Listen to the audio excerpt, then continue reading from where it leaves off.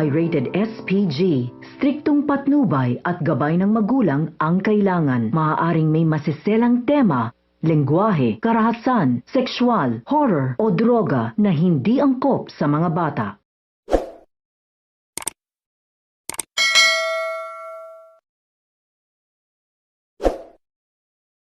Narito ang mga kaganapan mamaya sa Born to Shine.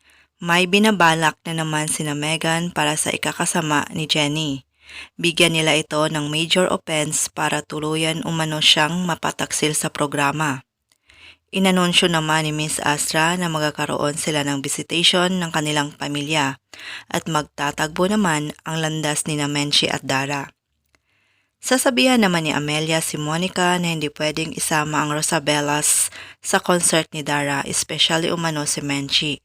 Subalit, maninindigan si Monica dahil siya umano ang producer ng concert ni Dara at gusto niyang mag-perform ang Rosabellas including Menchie. Habang nagre-rehearsal sina Jenny ay may tumunog na phone. Tinanong sila ni Miss Bana kung kaninong phone ito. Sinabi ni Olive na parang galing sa bag ni Jenny.